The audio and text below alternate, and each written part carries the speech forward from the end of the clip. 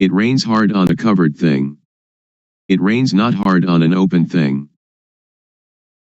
Today we shall talk about how to end dukkha, suffering, according to Buddhism. The Buddha taught that each of us could come to the very important point of the cessation of dukkha. So I shall talk about a simple and direct method of practice according to my own experience. I can assure you that this method can really release you from dukkha. When we talk about a method to end dukkha, the words are one thing and the practice is quite another. The method of practice is a method of developing sati, awareness, in all positions, standing, walking, sitting and lying. This practice has frequently been called satipatthana, the grounds of awareness, but whatever you call it, the point is to be aware of yourself. If you are aware of yourself, then moha, delusion, will disappear.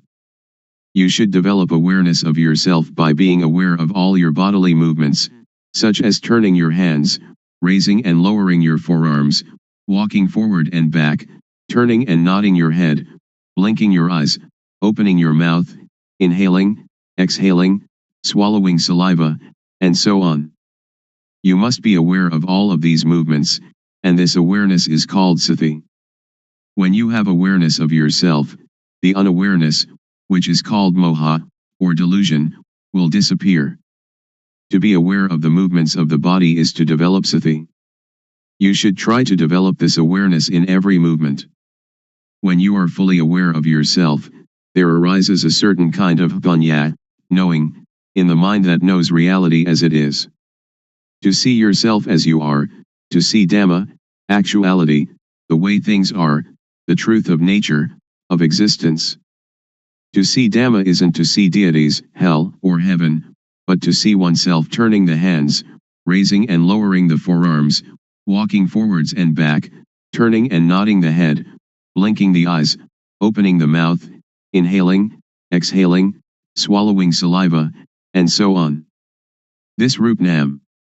Rup is body, Nam is mind. Body and mind are dependent upon each other.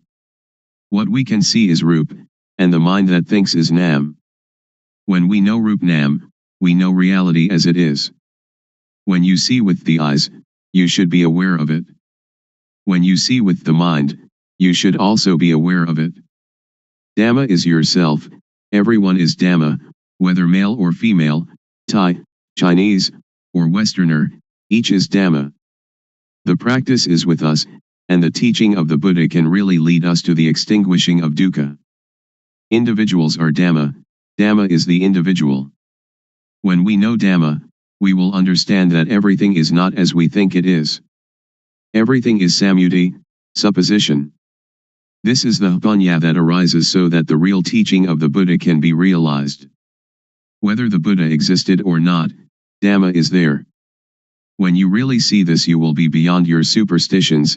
Once you that Dhamma is yourself, it is you that lead your own life, not anything else. This is the beginning of the end of dukkha. Next we try to develop sati in all our movements in daily life.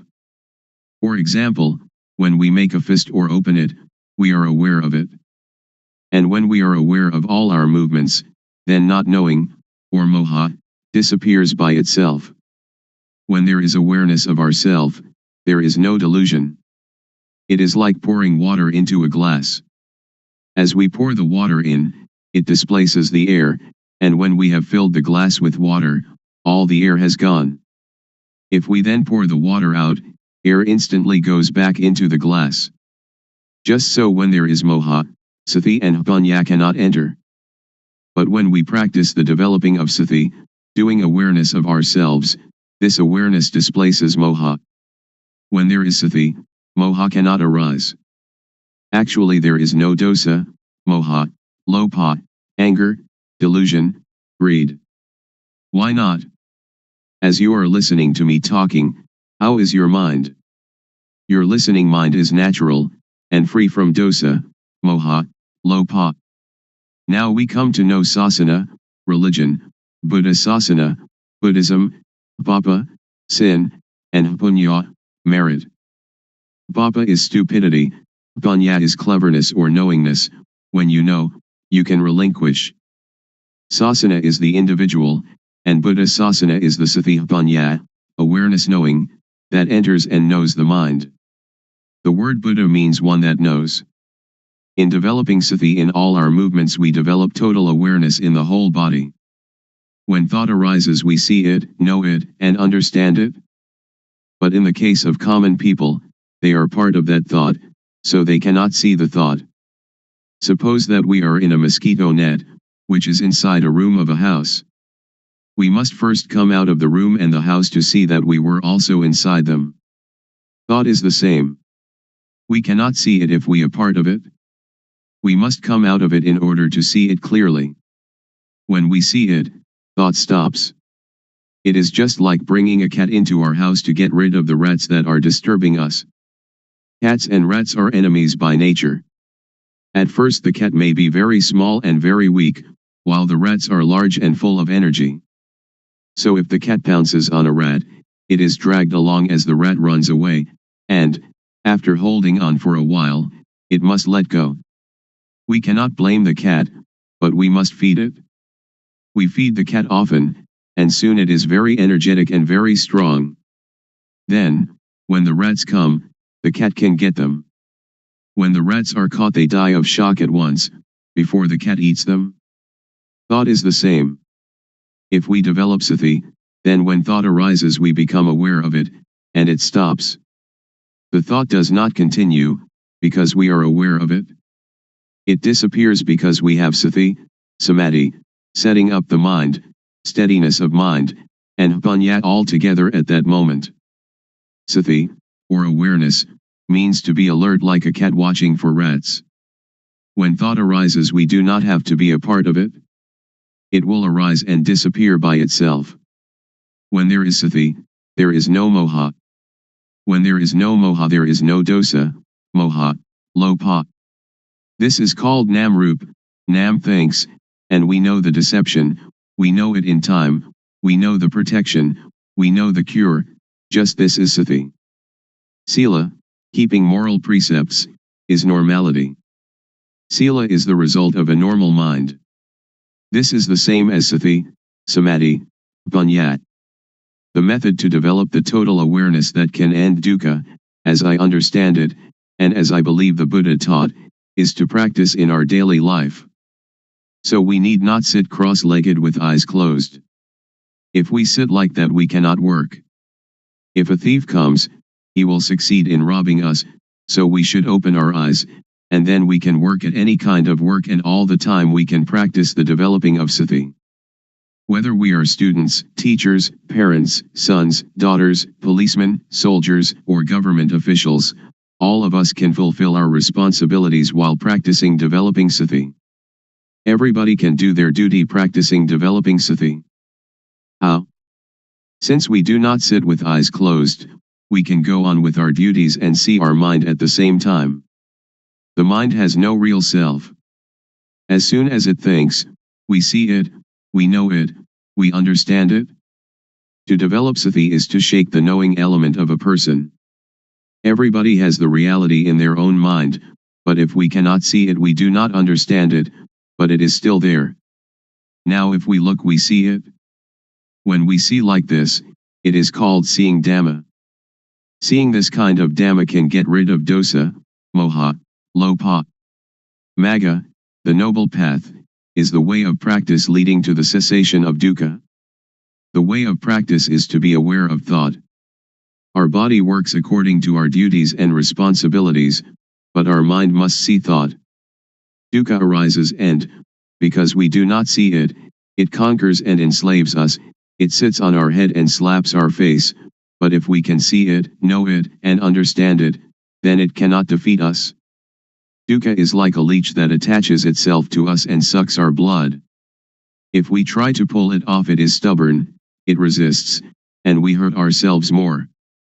But if we are clever, we simply use water mixed with tobacco leaf and lime, and squeeze the water onto the leech. The leech is afraid, and drops off by itself. So we don't have to tear it out, or to force it, in order to get rid of it. This is the same. Those who don't know try to stop dosa, moha, lopa, they try to fight and suppress it, but one that knows just has sati to watch the mind and see thought. It is like turning on an electric lamp. A person who does not know about electricity will try at the bulb instead of the switch, so the lamp does not light. But someone that knows about electricity knows how to use the switch, and the lamp lights up. Dosa, moha, lopa is like an electric lamp, the thought is like the switch. The thought is the cause of this derangement. If we want to eliminate the derangement, we come to the thought. When we have sati watching thought, dosa, moha, lopa cannot arise. Actually, there is no moha, no lopa and no dosa. We touch the switch here in order to have light there. We develop sati here in order to end all dukkha. Dukkha arises from moha. When we have sati there is no moha and so no dukkha. When we move our hands we feel, and the awareness of this feeling is sati, and when we have sati we are separate from thought and can see thought. You should not pay so much attention to the movement, but use sati to watch conceptual thought. Just passively see the thought, do not stare at it. When thought arises, let it pass away. Actually there is no moha. Moha arises when we are not aware. It is like when we build a new house, there are no rats, but when we fill the house with things the rats come. Sometimes, when people criticize or blame us, we feel disappointment. In this practice, awareness of the disappointment will arise at the same time, like the cat catching a rat. When we can maintain our mind in this way, dosa, moha, lopa cannot arise. When thought, suffering, or confusion arise, do not try to stop it, but observe it, and we will understand its nature. As soon as thought arises, sweep it away immediately and come to be with the awareness. Thoughts, suffering, confused mind, they will go by themselves. Any time that thought arises we know it, even while sleeping. When we move our body while sleeping we also know it. This is because our awareness is complete. When we see thought all the time, no matter what it thinks, we conquer it every time. Those that can see thought are near the current to nibbana, extinction of dukkha. Then we will come to a point where something inside will arise suddenly. If the thought is quick, panya will also be quick. If the thought or emotion is very deep, panya will also be deep. And if these two things are equally deep and collide, then there is the sudden breaking out of a state that is latent in everybody. With this occurrence the eyes, ears, nose, tongue, body, and mind are detached from sights, sounds, smells, tastes, touches, and mental objects. It is like uncoupling the drive mechanism of car. When the parts become independent of each other, the car, although it still exists, can no longer be driven. When this state occurs we do not die. We can still work according to our duties. We can eat, drink and sleep. But now, by the law of nature everything is void, and this is the unchangeable law. Suppose there is a rope drawn tightly between two posts, and we cut it in the middle, so that the rope falls apart. If we want to tie it together again, we cannot. If we untie it from a post to tie it in the middle, then we cannot tie it to the post again. This is like the six senses of one that realizes their original nature. When their eyes make contact with an object there is no attachment, just as a screw that is stripped, without threads, cannot become attached. All of the Buddha's teaching aims to put an end to dukkha. If we do not understand this we will be in doubt about his teaching, and speculation about rebirth, heaven, hell, and so on, speculation that should be ignored, will plague our mind. The teaching of Buddha is timeless, and is not limited by language, race, nationality, or religion. According to the Satipatthana Sutta, if you practice Satipatthana continuously, like a chain, that is, to develop sati at all moments, then arahata, extinction of dukkha, or the attainment of the anagami, non-returner, can be expected within 7 years. Or in as short a time as 7 months or even 7 days. If you develop sati according to the method I have explained, and have sati continuously like a chain, then in at most 3 years dukkha will be diminished by 60%, and in some cases completely eliminated. Some may achieve this in as little as 1 year or even 90 days. There is no gladness or sorrow, contentment or discontent. This way to the cessation of dukkha is an easy way. It is difficult because we do not really know. Therefore we have doubt and lack of confidence. When we are confident in every step of practice, it is not so difficult. You can practice it anywhere, but you should really know the practice. If you can assure yourself, then you have a refuge in yourself. Religion means this refuge. If you study books for many years, it will still be theory. But if you really practice, it will not take you so long, and you will know it much better than the theorists.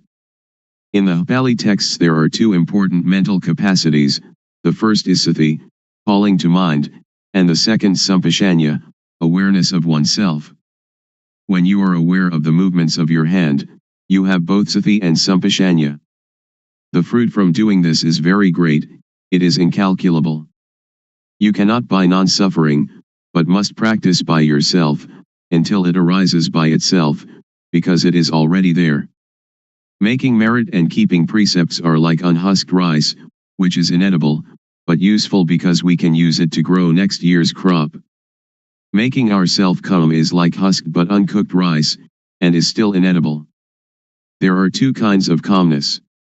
The first is samatha, concentration, one-pointedness, calmness, the second vipassana, seeing the true nature of personal existence, calmness. In doing samatha meditation you must sit still, close your eyes, and watch your inhalations and exhalations. When the breathing becomes very subtle, sometimes you are not conscious of the breath, and you feel very calm, but the dosa, moha, lopa cannot be eliminated, because there is still not knowing, and you are not aware of thought. But vipassana meditation can get rid of dosa, moha, lopa, and this kind of calmness can be experienced anywhere and at any time. So we do not have to sit with eyes and ears closed. Our eyes can see, our ears can listen, but when thought arises we see it. This kind of calmness is latent in everybody. Our mind is originally clean, illuminated and calm. That which is not clean, illuminated and calm is not our mind. It is kilesa, defilement.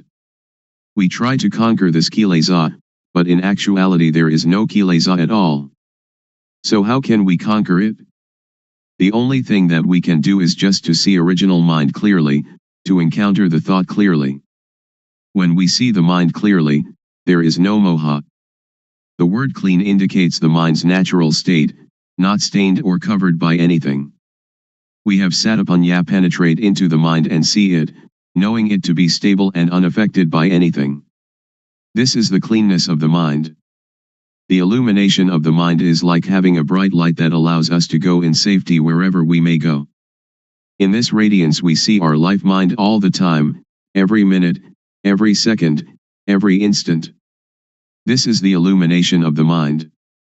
Calm means cessation, the cessation of dosa, moha, lopa, of all agitation and difficulty, the cessation, too, of seeking any method or system. We need no longer look for a teacher because we really know, or and by and in ourself. When we really know the mind, we know it to be clean, illuminated and calm at all times. When we know the mind, we know how dukkha arises and how dukkha ceases. We know thought every time it thinks. We are even aware of our heartbeat. And whatever our movements are, we know them. We know by watching naturally, without strain or tension. The knowing is very quick, it is quicker than lightning, quicker than electricity, quicker than anything. The knowing is the same as Hpanya, the same as Satipanya, Sati and Samadhi and Hpanya, they are all the same. The Hpanya really knows everything. Even when the slightest sound occurs, we know it. The wind touches our skin, we know it. Thought arising in any manner, we know it. When the thought is deep, the Hpanya is also quick. However quickly thought arises, the Hpanya knows the thought. This is called Hpatijassamuppada, dependent co-arising. When there is no avidya, not knowing, the structure that gives rise to dukkha is broken, because the knowing is there. You may have heard that the Buddha cut his hair just once and it never grew again. This is a riddle. When hair is cut, it cannot attach itself again. This is analogous to cutting off avidya so that it cannot arise again. This is the inviolable law of nature, just like the rope that, stretched between two posts, cannot be tied once it has been cut. When we see this point, we know that it is latent within each person. Then why is it so difficult? It is not difficult, but it is also not easy. It is difficult and it is easy. There is a saying in northeastern Thailand, the poor are rich, the rich suffer. Why suffer? Why poor? The rich are rich in money alone, but poor in not seeing their own nature. The poor are rich with law of nature. Money cannot bring anybody to this point. Every person has the same ability to reach this point, because everybody has it. It does not matter whether we are woman or man, Thai, Chinese, or Westerner, and it is not dependent on religious belief. We all have the same original mind. This is the law of nature, just as everybody is composed of the same four elements. I can assure you that each and every person can practice, but you must have a sincere mind. I believe the saying that Dhamma existed before the arising of the Buddha. The Buddha was the first one to discover it. Before the Buddha, Dhamma was concealed. The Buddha only uncovered Dhamma. This true nature exists in every person. When you stand up, this nature stands up with you. When you sit, it also sits. When you sleep, it sleeps along with you. When you go to the toilet, it accompanies you to the toilet. It goes everywhere with you, so you can practice everywhere. So you should know how to practice, you should know how to see thought. When you know the source of thought, this is a very important point. From this point the way will reveal itself. When we have the right view and the right path, then certainly we will reach the goal. In listening to a Dhamma talk, in giving charity, in keeping precepts, in practicing samatha meditation or even Vipassana meditation, if we do not reach this goal they are good only in a worldly sense, but not in the real sense. If we do not give charity or keep precepts or practice meditation, and still reach this point, then everything is done, like the sky covering the earth, it covers everything. So the 84,000 discourses in the Tipitaka, the Pali Canon, which is the whole teaching of the Buddha, are included in this point. If you study the entire Tipitaka, you should come to this point. If you finish the entire Tipitaka but have not come to this point, then you still have doubts, and therefore dukkha. Now we do not have to learn any sutta, the discourses of the Buddha, Vinaya, the code of monastic discipline, or Abhidhamma, the systematic analysis of the teaching found in the suttas, which together comprise the Tipitaka, but we have to come to an awareness of this point. When we reach this point, we will know the whole of the Tipitaka.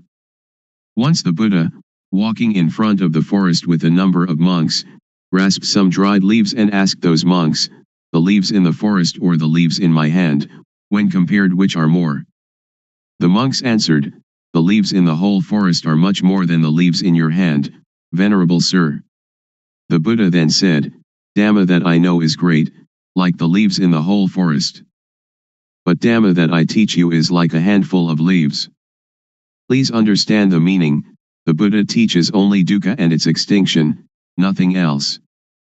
Studying texts, giving charity, keeping precepts, Practicing samatha meditation or vipassana meditation should bring us to this point, otherwise they are useless. When we reach this point, everything is done. So open up the covered thing. Because every person has doubts in seeking the method to be free from confusion, today I will talk about the method and about the practices that I developed previously. Formerly, I learned many kinds of gumatana, meditation, lit. Working ground, such as inhale bud, exhale, do, and sitting cross-legged with eyes closed, all sorts of methods like that. I learned internal recitation of Sama Arahang. And I practiced the method of the rising and falling of the abdomen. This is also a method of inhalation and exhalation. And then I came to the method of breath counting, yet another practice of inhalation and exhalation. Then I came to practice anapanasati, awareness of in and out breaths, knowing the short inhalation and the short exhalation and also knowing the long inhalation and the long exhalation. These kinds of methods that I practiced, I didn't have any insight. These kinds of methods lead to calmness, but it was a different kind of calmness that I was seeking. Most people are seeking calmness, but the sitting calmness is the calmness that is not calm. So I continued my seeking to encounter the truth. Truth is the reality that is latent in everybody, regardless of nationality, language, or uniform. What is latent in everybody is what I was seeking, until I found it and could see it clearly, could understand it clearly. That is the real calmness. There are two kinds of calmness. The calmness that is not knowing needs to sit quietly and to sit alone. That is not real calmness. The calmness that I am going to tell you about today is the calmness that we don't have to seek. Why don't we have to seek it? Because we know the end of dukkha, suffering. This is called calmness. And we don't have to learn from anyone else anymore. Now, everybody, please listen carefully. First, the method that led me to find real calmness. Without paying any special attention to any point, I just do the movement, and just have sati, awareness, knowing all postures and all movements, such as standing, walking, sitting, lying, bending, stretching, and all the movements. When I have practiced in this way, and have awareness of all my movements, panya, knowing, arises within myself. Aware of myself, not others, I know rup, body, I know nam, mind, I know the disease of rup, I know the disease of nam. There are two kinds of rup disease, nam disease. Disease in the body, such as headache or stomachache. With this kind of disease we have to go to the hospital to see the doctor. The doctor will check the body and the cause of the disease, and, knowing the nature of the disease, can apply the medicine that cures it. Then we recover. Another kind of disease is when the mind thinks and we are content or discontent, glad or sad. This kind of disease cannot be cured by the doctor in the hospital, but you have to study yourself until you know the source of thought. To cure this kind of disease you have to study yourself until you really know. When I know the source of thought, I have found calmness, but only a small amount of calmness arises.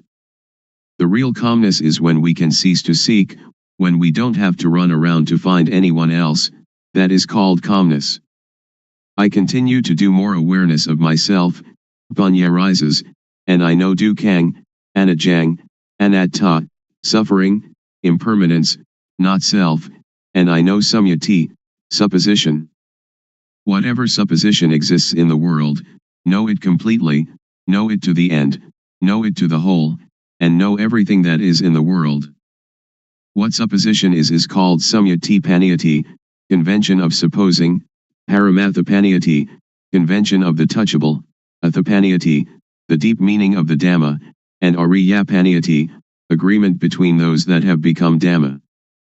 We have to really know these four conventions completely, really know them to the end, and really know them to the whole.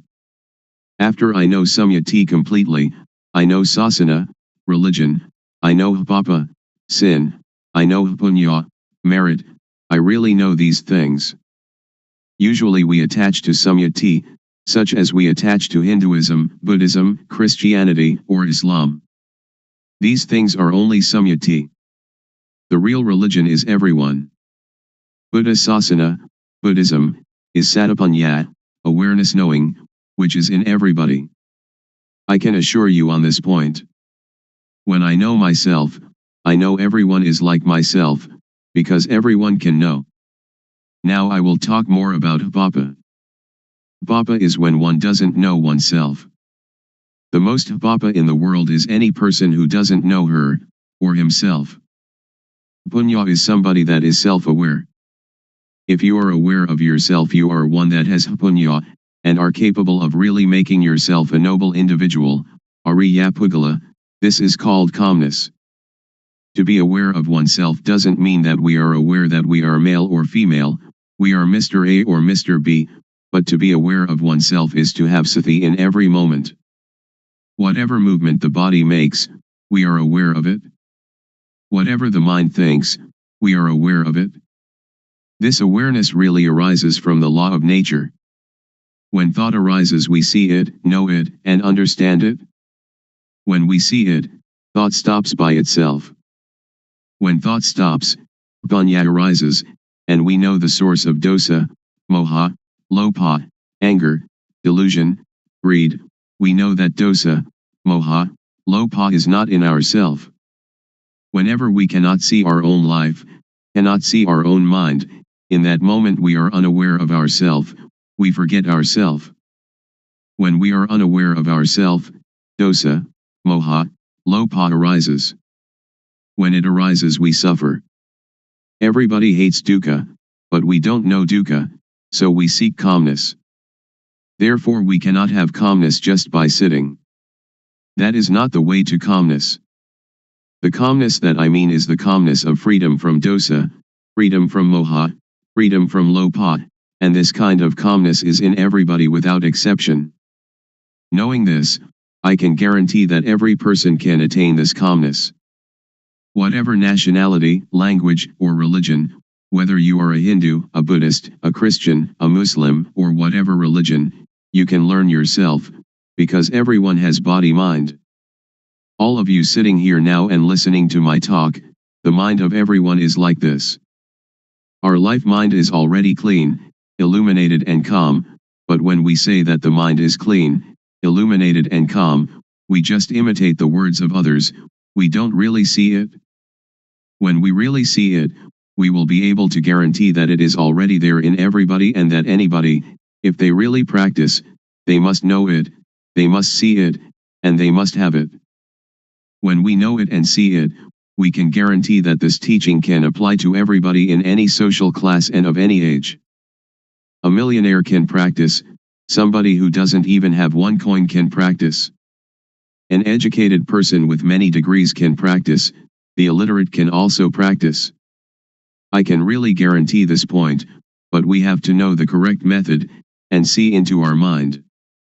Now, all of you listening to my talk, just look into your own mind, and you will know the characteristic of the mind.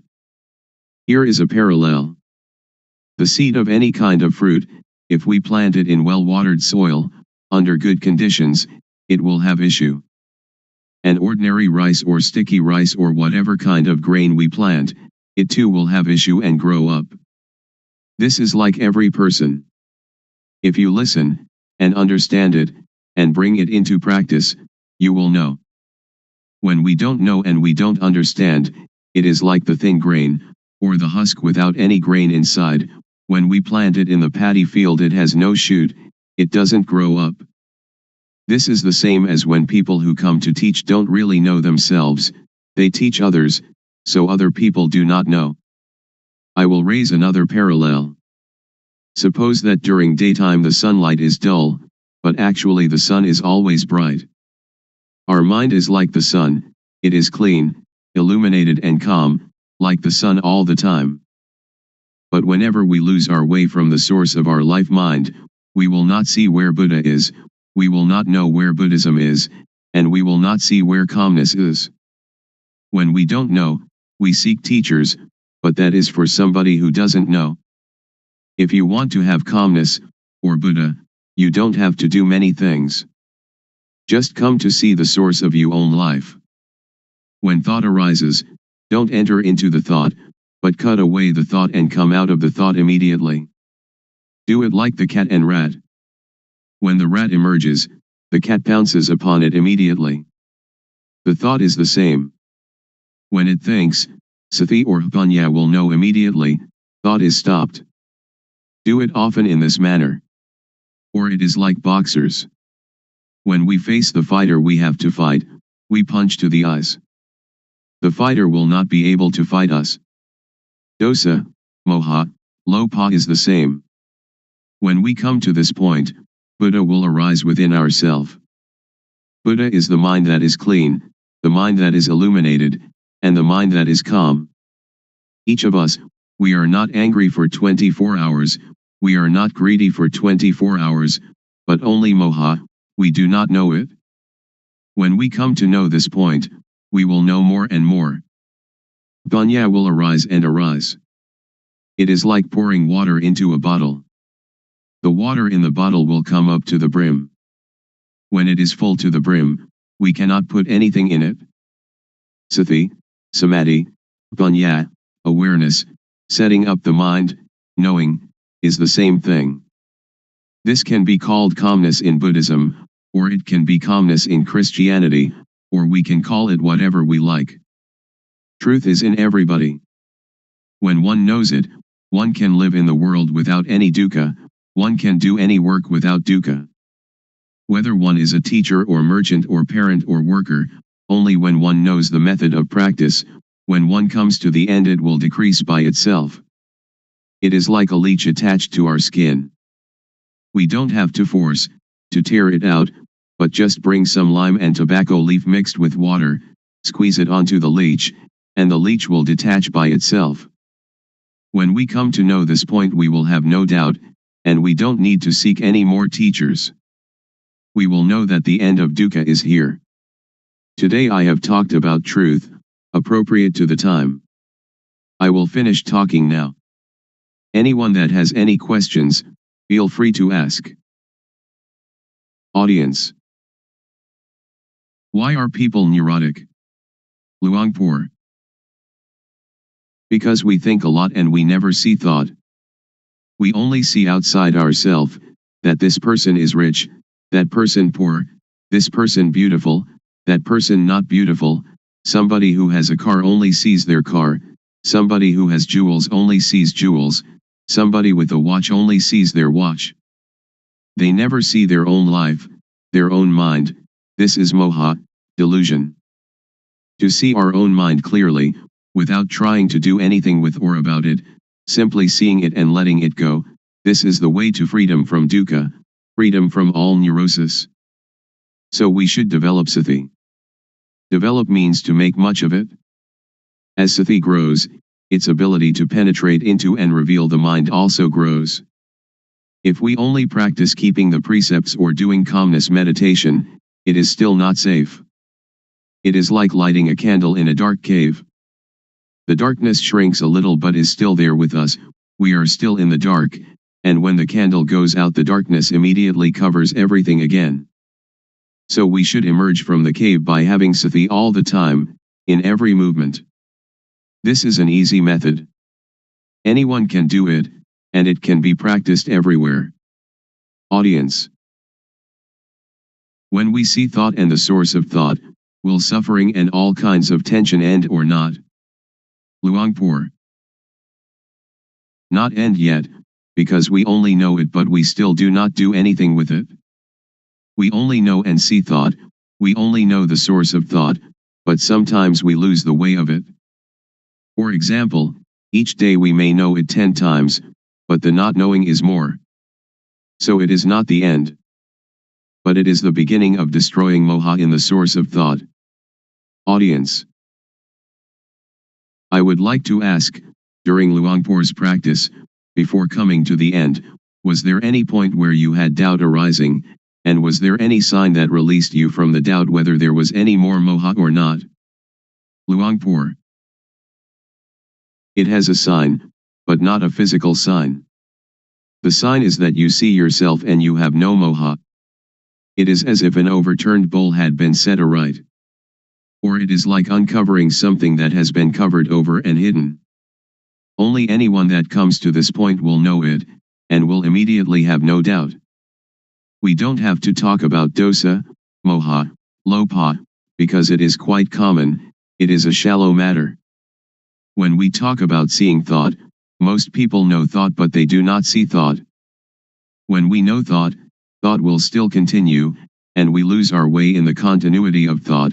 We have moha in thought, then dosa, moha, lopa comes at this point. So this is why a person who knows thought still has dosa, moha, lopa. Audience.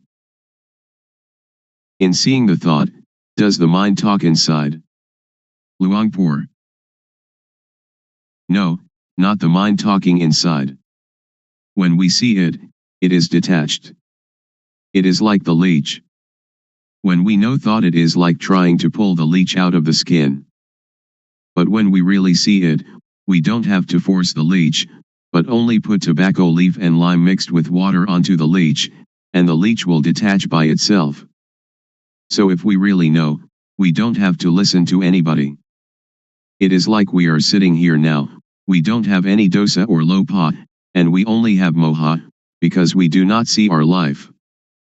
When we see and know our own life all the time, dosa, moha, lopa cannot arise. So our mind is clean, our life is not dirty, there is no external sign, people cannot see, but we know and see ourselves. Audience. Luangpor says that when we see thought, thought will stop immediately. I am not sure about this. If it is true, I would like to ask, when we see thought and thought stops, do we know what the next thought is? Luangpor. Don't pay attention to the next thought. Only see the thought, it will stop by itself. Don't pay attention to where the thought comes from. When we see it, dosa, moha, lopa cannot arise. Audience. Luangpor teaches to see thought. Who is the one seeing the thought? Luangpor. Don't seek the subject, and we will see that one is the refuge of oneself. And that is the real refuge. We can either say the person knows, or we can say that Satapanya knows, whatever we may say, because there is no self that we can catch and take a look at. Because to see and to know are two different things. To know is entering into thought, and thought continues. Audience. I have listened to Luangpor, and have the feeling that thoughts, and emotions like gladness and sadness, are something external. They are like rice and curry, which we can make use of, we can eat them, and we can see them. But when these things arise in us, we cannot see them, either thoughts or emotions. This is not a question, but I would like Luangpor to make it clear. Luangpor. To see thought is one thing, to know thought is another thing. When we see thought, we can detach from thought. When we know thought, we still attach to thought. So knowing thought is the knowledge that belongs to avidya, not knowing, the knowledge of a person who has no panya.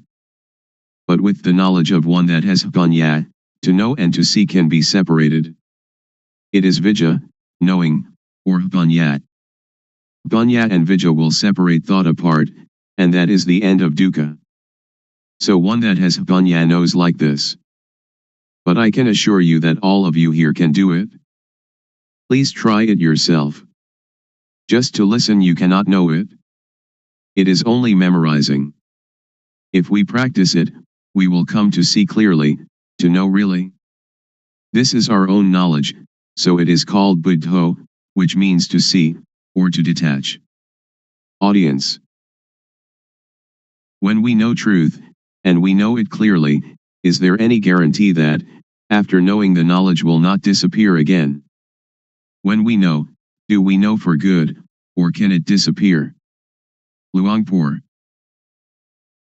It is something inside us. It does not disappear. Suppose we know our eyes. We have our eyes all the time. This is the symbol that everyone has it and can teach it to others.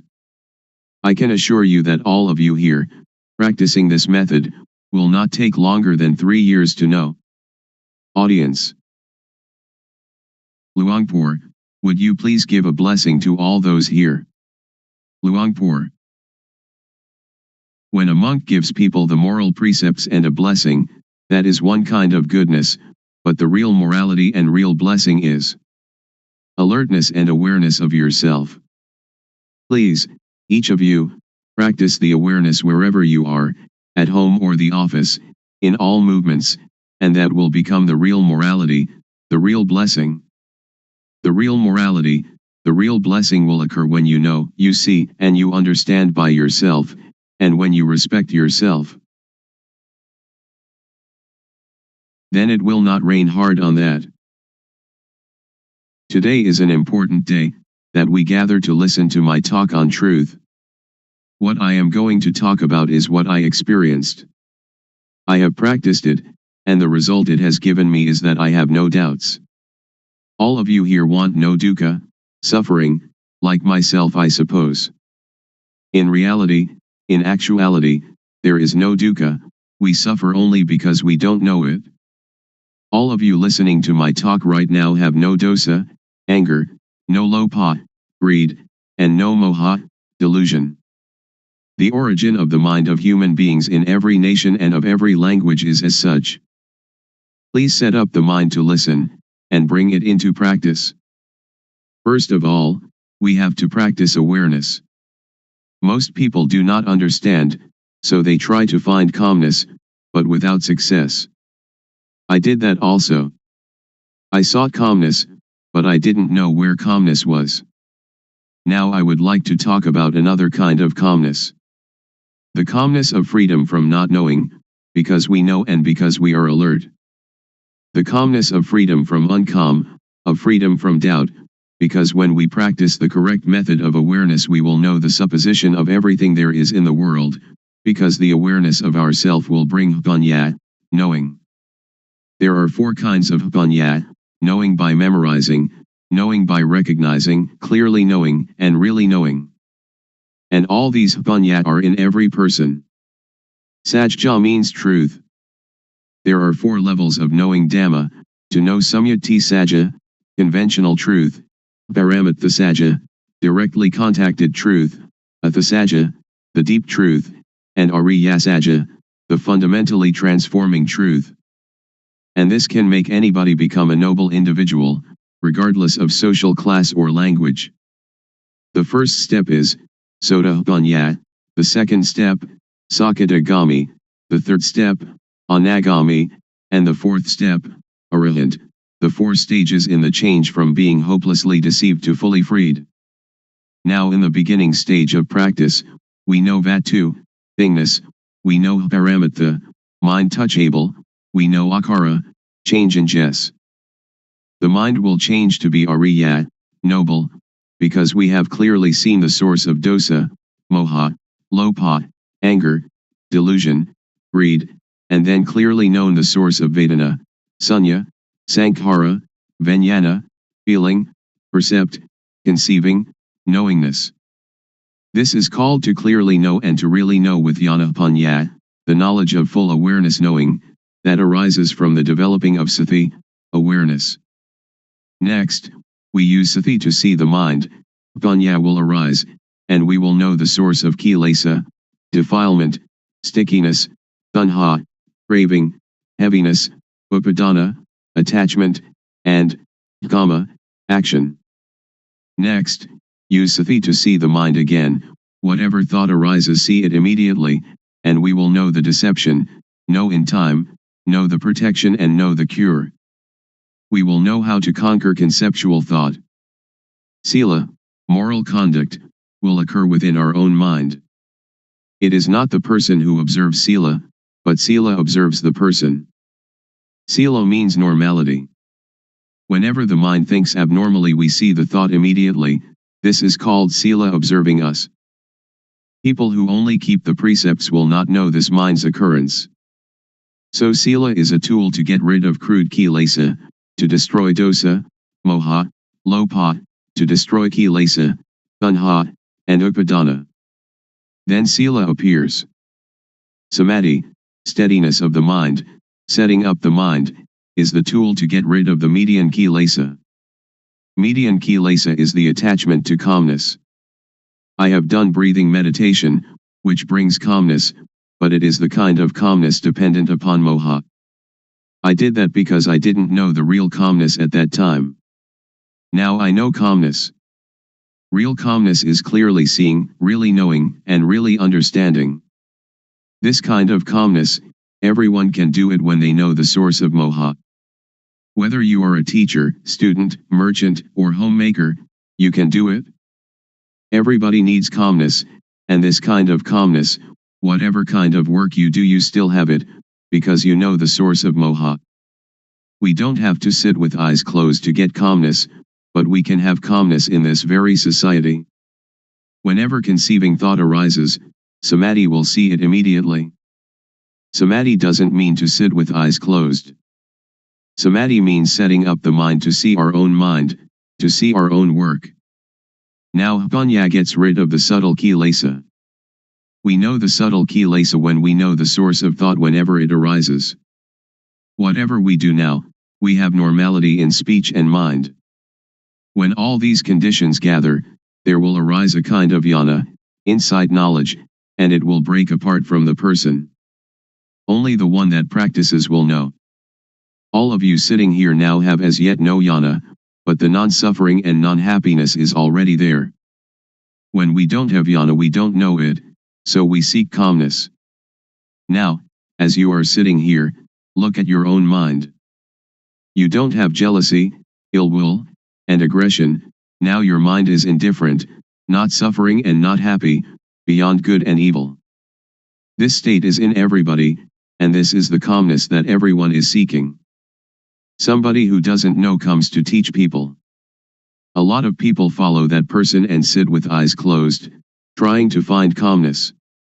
This is trying to get something that doesn't really exist, trying to make something that cannot be real become real. It is impossible. So that is only the state of delusion. Now we come to know the real thing. It is called upekha, indifference, equanimity. It is our own mind.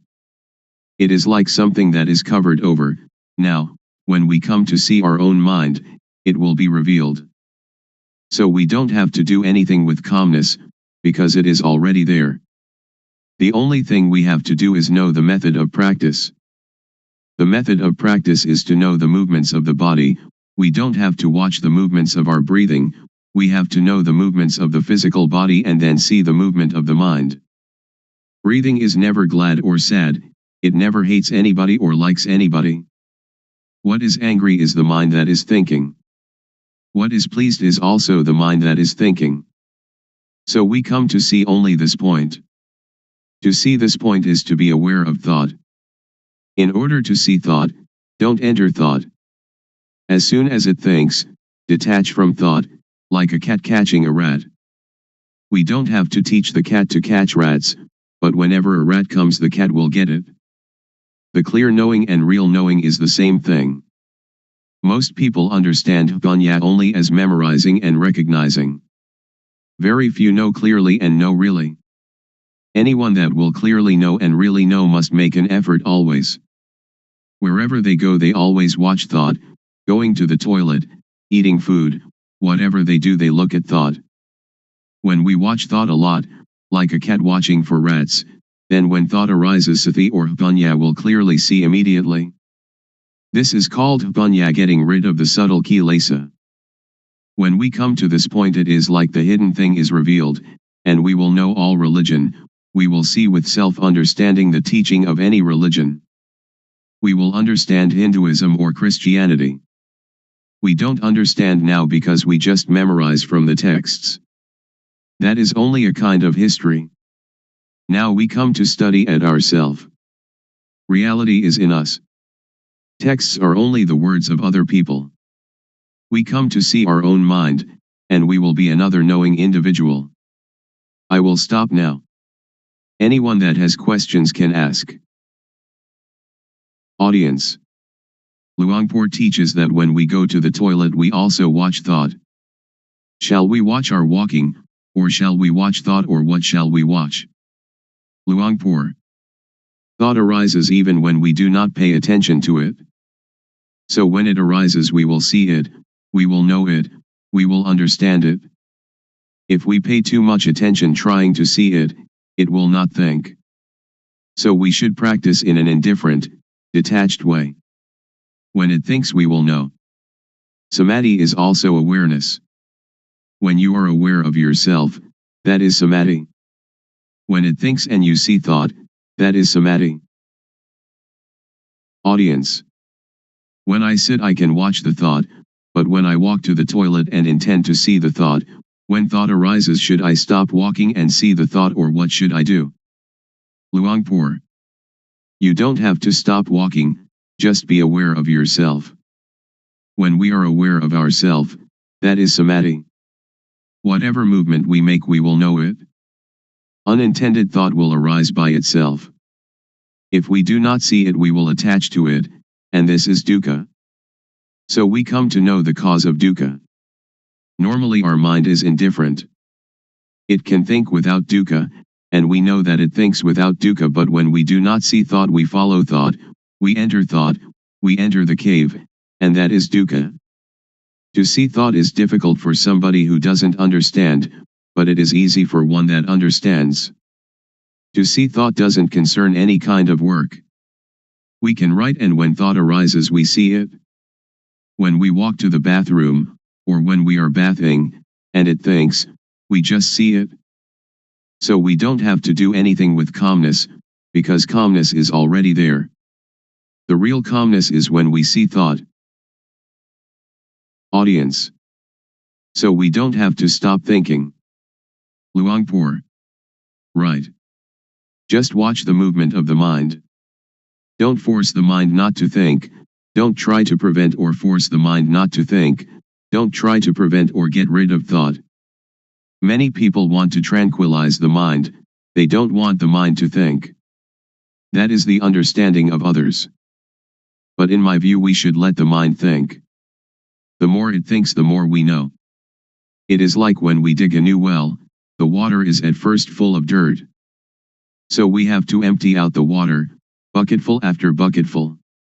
We don't have to stop up the hole out of which the water is flowing, but we let the water flow, as much water as possible, and we continue emptying out the dirty water. We clean the edge of the well and continue emptying out the water. We do it again and again. We do it until all the dirt is gone and the water flowing out of the hole is clear and pure. If anything were now to fall into the well we should see it and know it immediately. So we don't have to stop the mind from thinking. Sometimes it thinks this, sometimes it thinks that, but we just see it immediately, like cat catching rat, and the more it thinks the more we empty it out. When thought arises we see it, that is the important thing. Audience. When we sleep and when we are awake, do we watch thought in the same way? Luangpor. The same. When we cannot see thought, when thought arises during the day we don't know it. At night when we dream, we also don't know it. Now, when we see thought wherever we go, when thought arises we know it. At night we sleep, and when it thinks we also know it. Audience. I am still puzzled. Should we see thought or should we see ourselves? Luangpor. They are the same. We can call it seeing thought, and we are also aware of ourself at the same time. Audience. I would like Luangpor to explain the difference between knowing thought and seeing thought. Luangpor. When we know thought we enter into thought, and thought still continues, it doesn't stop. But when we see thought, when thought arises it stops immediately. So we should practice often to see thought. There will arise yana banyat. Do it like boxers. Every boxer wants to be world champion. Boxers need to be very quick. Dosa, moha, lopa is quick in one way, sati, samadhi, banya is quick in another way.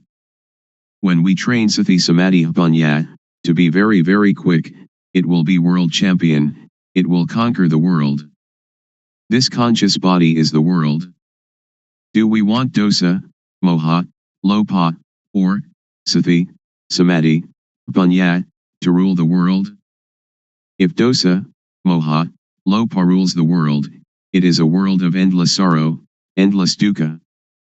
If Sati, Samadhi, Panya, rules the world, it is a world of radiance and peace. Audience. When we watch our movements and thought arises, how can we know it? Luangpor. If you want to know, you have to practice yourself. Audience. Is discovery of calmness the same as discovery of oneself? Luangpor. Yes. Audience. If we can find calmness within ourselves, how can we keep it with us all the time? Luangpor. It is there all the time. What is not there all the time is not calmness. Audience. People have kamma and kamma disturbs us. So how can we be calm? Luangpor. No, not in that way. We just think ourselves. Kamma just means action, not those kinds of kamma that you did in the previous life. Audience. If we don't think about kamma, then there is no kamma, is there? Luangpor. Right, we don't have to think of it. Audience. People are seeking the same thing, but why are there so many thoughts? Luangpor.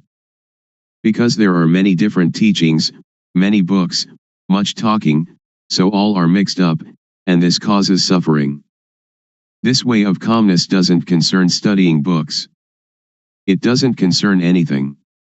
When we read many books, or listen to many teachers, we only have knowledge for talking, so we don't have the experience of the real calmness. Audience. How can it be there all the time? Luangpor. If we add colored dye to water, people say that the water is red, or the water is black, or whatever color it is. But in reality water is colorless, and if what is not water is removed then we see it. Upekkha is the mind's natural state. It is present in everybody without exception. When somebody becomes very angry, upekkha anchors that person just like a ship's anchor and therefore they don't die of shock. When somebody becomes very very greedy and would like to take a great deal away from others, upekkha is like a ball and chain, holding back and moderating the greed, so that it doesn't totally unbalance that person. So upekkha is already there, we don't have to seek it. It is like the sun when it is hidden by clouds. Dosa, moha, lopa, when it arises, obscures upekkha. But when we clearly see our mind, upekkha is uncovered. Audience. Luangpor said that gladness and sadness are the same thing. How can they be the same? Luangpor. They are dukkha.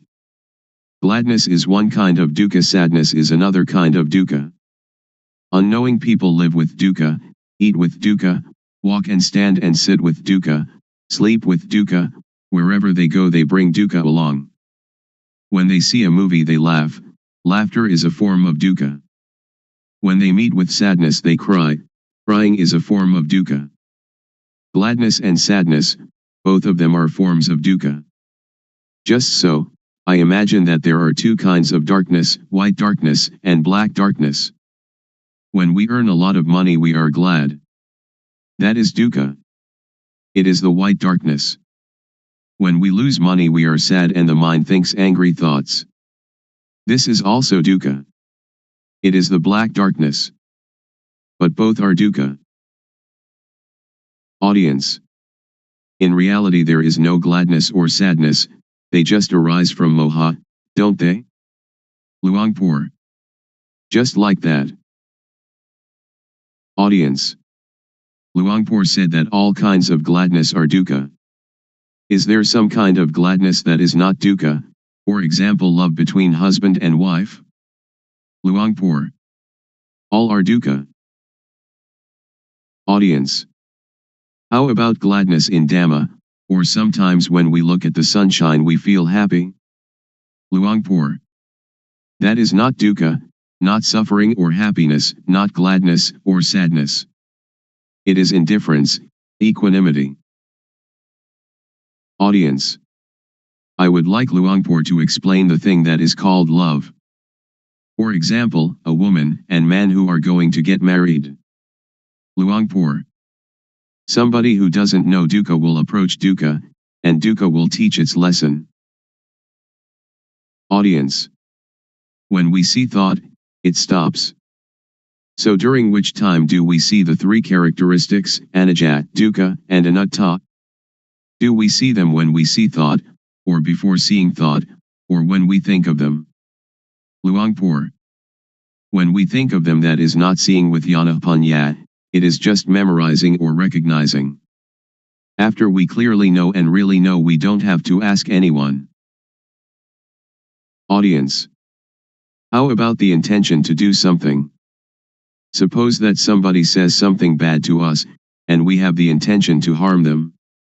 Luangpor. To harm is stupid. When we know the states of suffering and of happiness, we do not want anybody to suffer.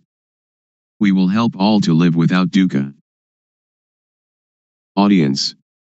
When I am going to give money to beggar, I know my thought, which is to give money.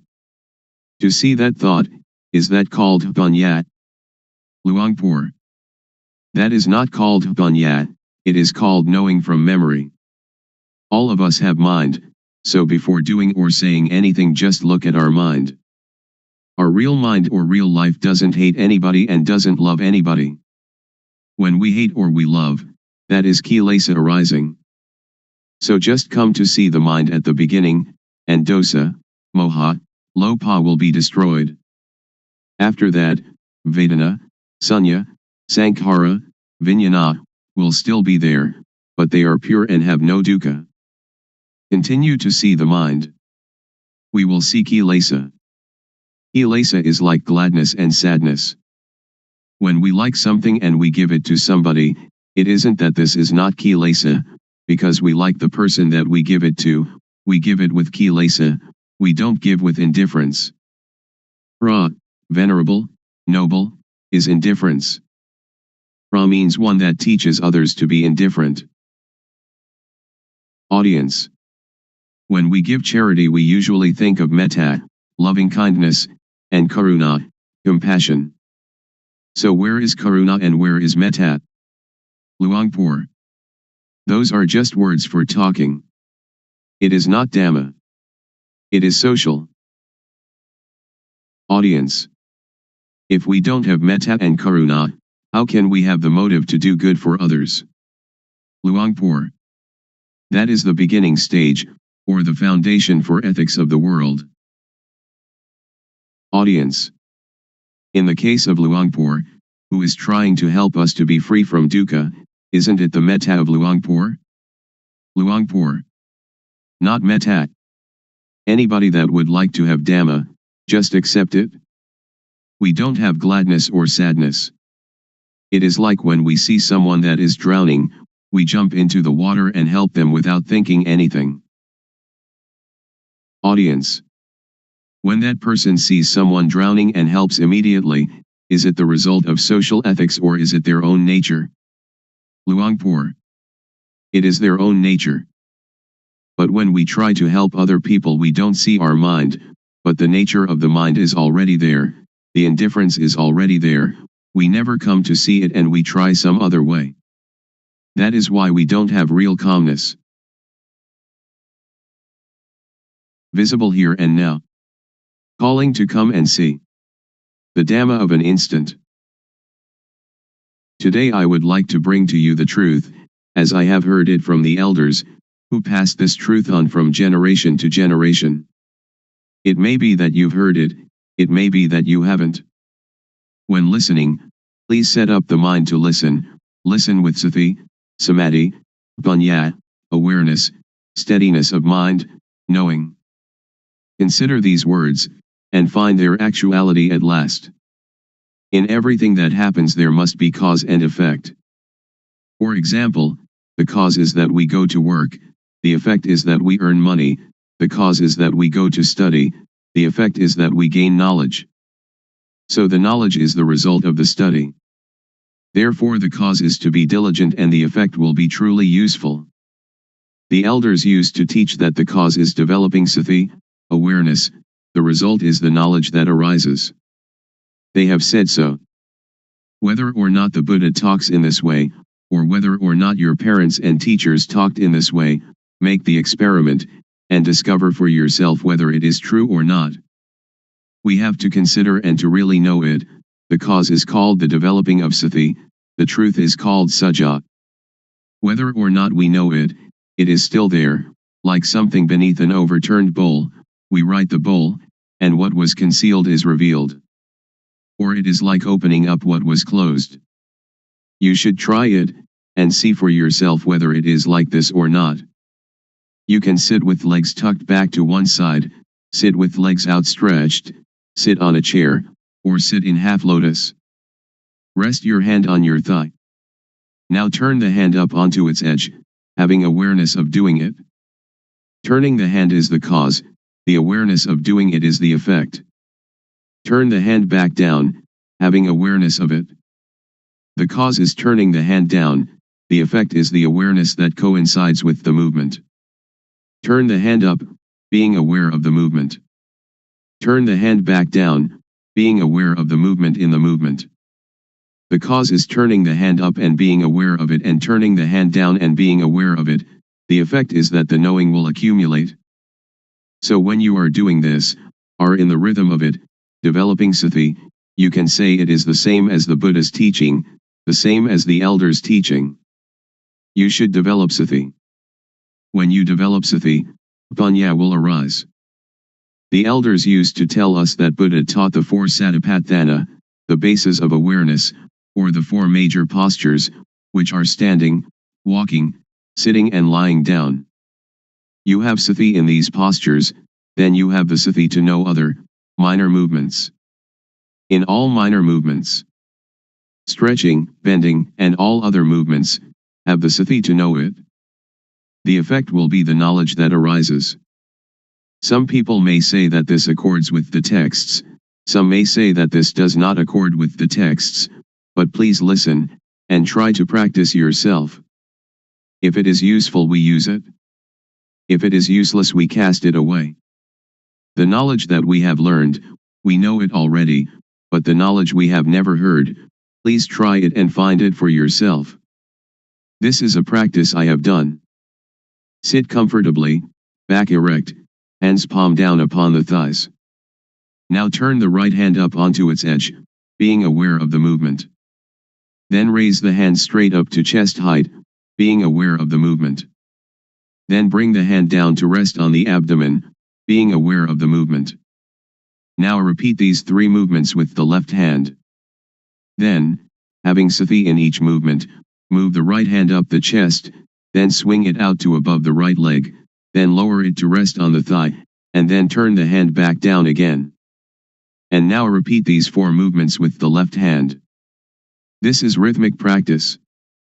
It is called the minor movements. Humans cannot stay still, so we find some work for the body to do and then use the sati to be with the movement. You can call it sati or you can call it samadhi. The feeling is called sati, samadhi is setting up the mind. When you do it, have awareness of it. If you don't set up the mind, then you will not know. When you blink you know it. We blink since our birth from our mother's womb, but we don't know it. When we look to the left or look to the right, we don't know it. We don't have sati, samadhi. We have only the usual sati samadhi but we don't set up the mind to know it. If we set up the mind to know it, the sati will be newly built sati. Samadhi is setting up the mind. We breathe since we were born from our mother's womb, but we don't know it. Now we set up the mind, and breathe in and out, then we know it. When thought arises, then we know it. The knowing is caused by the developing of sati. So I would like all of you to take this teaching and use it. Ordained, all right. Not ordained, all right. Believe any religion, all right. Wear any uniform, all right. Keep the precepts, all right. Don't keep the precepts, all right. Give a lot of charity, all right. Don't give any charity at all, all right. If you don't develop sati, then you will not know, even though you make merit, keep the precepts or practice a lot of calmness meditation. The knowing will arise because of the developing of sati.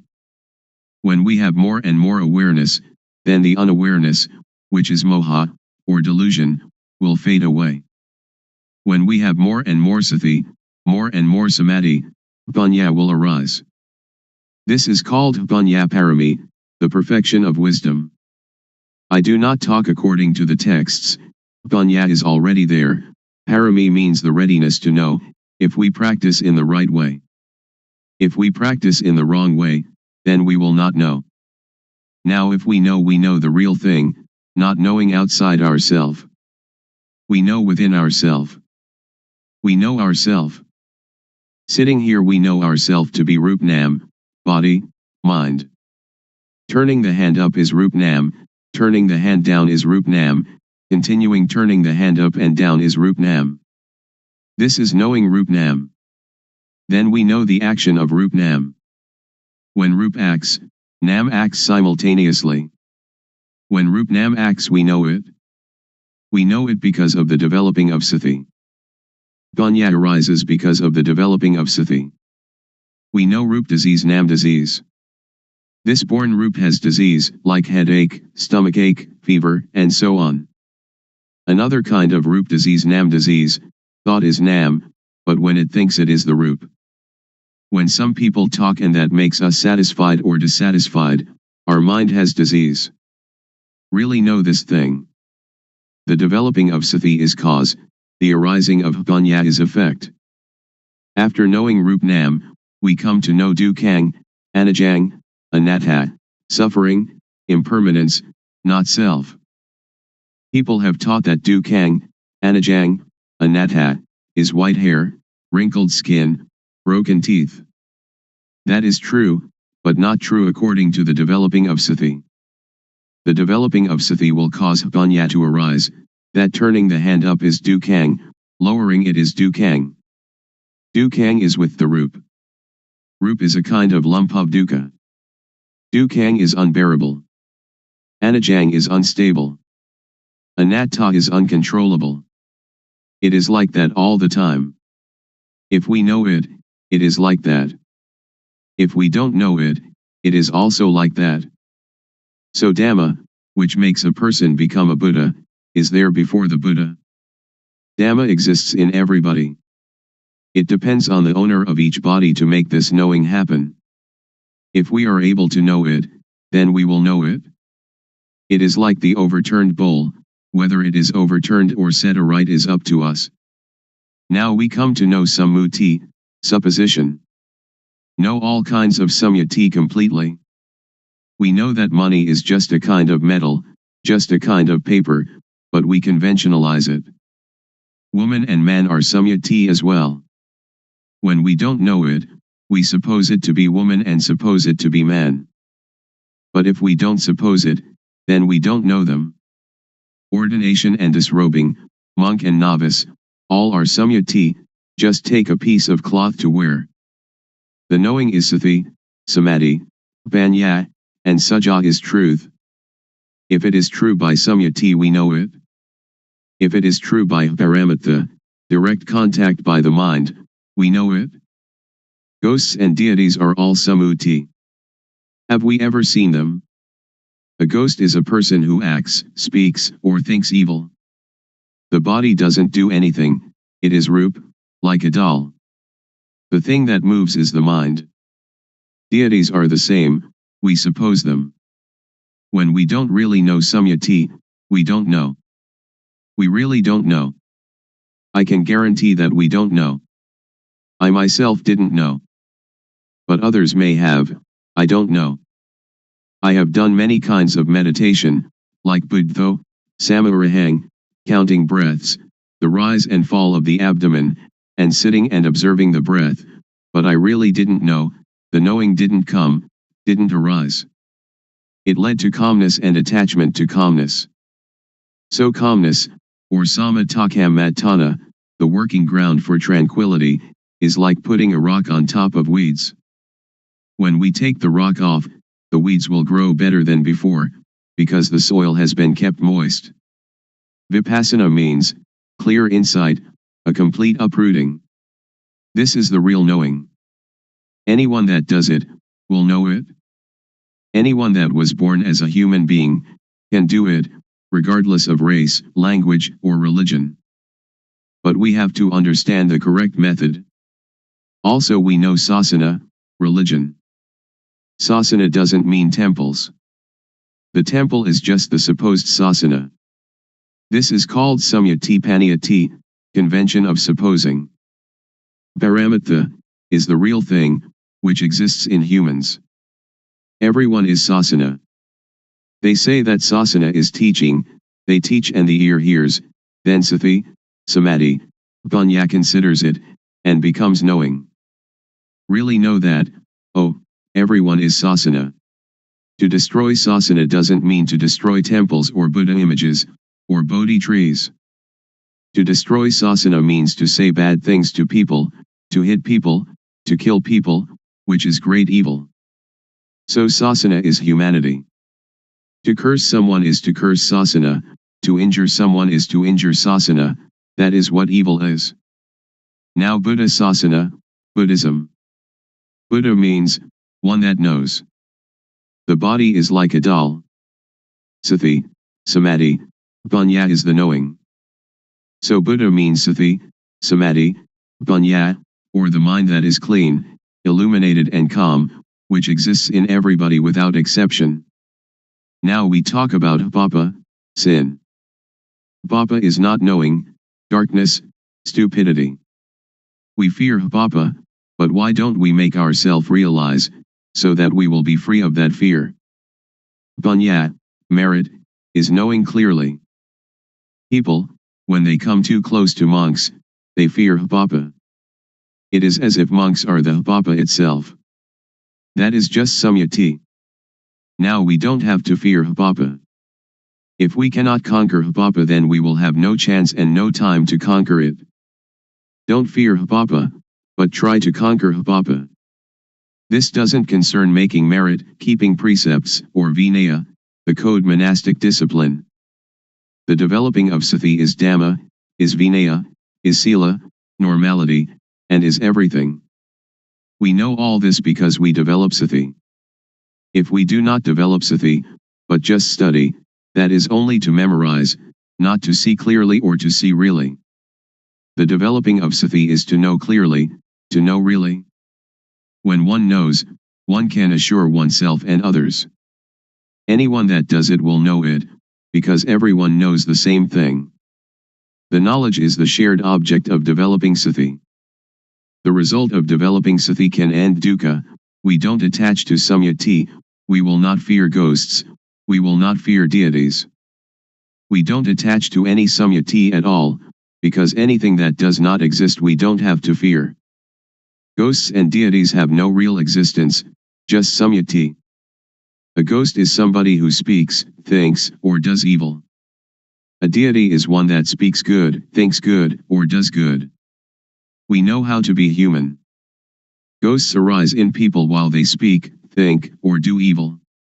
When anger arises, and we can stop anger, that is human. When we can make our mind calm and clean all the time, that is deity, a mind worthy of respect. When we know like this, we can break through. So Vipassana has this object, the 6 sense bases, eye, ear, nose, tongue, body, and mind, the 5 aggregates, that is from the texts, the 12 bases, the 18 elements, the 22 faculties, the 4 noble truths, and the 12 patijjasamuppada, dependent co-arising. We learn from the texts, we study it, but we don't know it. We just know from memory. When we come to develop sati, the knowing will arise, that is the real thing. When we use sati to watch thought, whenever thought arises we know it, because when we move we have sati. Thought has no real self. When thought arises we have sati and know it, like a cat watching a rat. When the rat emerges the cat catches it immediately. This is the same. When we have sati in each movement, when thought arises we know it, see it, and understand it. This means that we can untie it and conquer it. The elders said that to conquer others 100 or 1000 times has not the benefit of conquering oneself just one time. To conquer oneself is to conquer thought. When thought arises we see it and know it. Then it cannot proliferate. Whenever thought arises we know it. When we develop more and more sati, there will arise jnana panya, knowledge arising from full awareness knowing, to know clearly, to know really. Vatu, thingness, means everything in the world and in ourself, we have to know it all. Paramatha means, everything that exists in the world and in ourself, seeing it, having it, being it, right now in front of us, touchable with the mind, we have to know it all. Agara means, that everything in the world and in us can change. When we clearly comprehend it, then we see, know, understand, and touch, dosa, moha, lopa, anger, delusion, greed, because it is vatu, paramatha, akara. After knowing this the mind will be very cheerful, and can see, vedana, sunya, sankhara, vijnana, feeling, percept, conceiving, knowingness, not being dukkha. The real pra, noble, inheres in this. Pra doesn't mean you shave your head, but means the quality of the mind. Paramatha means the real thing. The real pra is in everybody without exception. In this way of developing sati, the feeling of the movement is the cause, the effect is knowing all this. Pra means teacher, one that teaches. When they know this and teach this, there is no dukkha. A real pra knows samyati panyati, paramatha panyati, attha panyati, and ariya panyati, the four levels of designation. The mind has changed and we will really know this. If we know other things it is not correct. We continue the practice. There will arise piti, rapture. We feel comfortable, the mind is light, it is like in darkness there arises the light, or the dirty becomes clean again. Or like black and white, or the heavy becoming light. The mind changes from one stage to another. When the knowing arises, the not knowing disappears immediately. When the quality of the real pra arises, the quality of not being a pra disappears immediately. When the quality of being deity arises, the quality of being ghost disappears immediately. When the quality of being human arises, the quality of being other disappears immediately. It arises and substitutes for the other. This is called to be born here and die here. Not being born from the womb of the mother and dying physically, that is another thing. That is also the supposing of dukkang, anajang, anatta. Continue the practice. It will be like a pot of water, which has filled to the brim, is now having water removed. When the knowing arises, sati will be reduced, not full like the previous stage. In the practice our awareness is full, but when the knowing arises it will attach to the knowing, it will attach to the object. When the object arises we have confidence, and it enters into our memory in the brain and is never forgotten then on. I have known this since I was 46, but I haven't forgotten even a little. I know Rupnam in the morning and know the changing of the mind in the evening. I really know this, and I have the confidence to guarantee that it is the teaching of the Buddha. The Buddha taught this thing. Making merit, giving charity, keeping precept, that is good in one way, but learning from the texts, we do not really know how to practice developing sati, how to deal with the mind. A person who doesn't know teaches a person who doesn't know. The result is not knowing. One that knows teaches, the result is knowing, because everybody has it, each can become the real pra, a noble individual. Woman, man, child, if they know it they become the real pra, a noble individual. Therefore the pra is a kind of blessing, because she or he teaches people to know. Blessing means noble. The noble knowledge is called giving Dhamma as charity, or giving knowledge as charity. This is the path of the real noble individual. When we develop sati, and know the movements more and more, jnana panya will occur. When jnana, insight knowledge, arises you will really know, you don't have to remember from the texts. You will know kilesa, tanha, upadana, kama, stickiness, heaviness, attachment, action. Seeing clearly, seeing really, kilesa, tanha, upadana, kama, will reduce or fade away. When we know this point, we don't have to believe anybody. The one that sees it owns it. Suppose that the Buddha comes and tells you that this practice is not correct, you will also not believe him, because it is real. When jnana panya arises, you have real confidence. When you know this point, BT will arise again. When I knew this point during my practice, I went to sleep. After getting up, I started walking back and forth. The cause is walking back and forth, the effect is that the knowing arises again. I walk back and forth and have the knowing. At that time, there is a centipede running across my path. The centipede is cause, the effect is that I see the centipede. I light a candle and try to find the centipede. When I cannot find it, I bring the candle back, and then begin to walk back and forth again. Walking back and forth is cause, the effect is knowing sila, sila kunda, samadhi kunda, panya kunda, all that belongs to normality, setting up the mind, knowing. The knowing arises that kunda means, vessel, container, to contain, to fight it. You can fight everything. It is like when the container is good and you go to get water, you can have that water to drink. But if the container is broken, when you go to get the water, you cannot get it. In the texts they call this, ati sila sikha, ati jitta sikha, and ati panya sikha, the training in the higher morality, higher mind, and higher wisdom. We can compare them, the texts and the experience. This is called sila has arisen, therefore sila is the tool to get rid of the crude kilesa. Sila is already there in us.